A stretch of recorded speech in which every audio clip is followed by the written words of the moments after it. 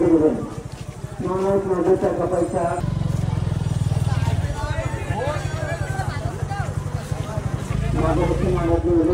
প্রাপ্ত হতে হয়। নগদ আসছেন আর যারা খাদ্য জানতে পারেন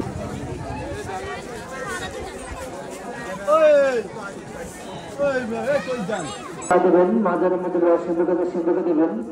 পৌঁছাতে বেশিক্ষণ না, যার যারা মালামাল তার তার নিজেদের দায়িত্ব রাখবেন। প্রত্যেকে মাজার আসেন, সালামটা করেন।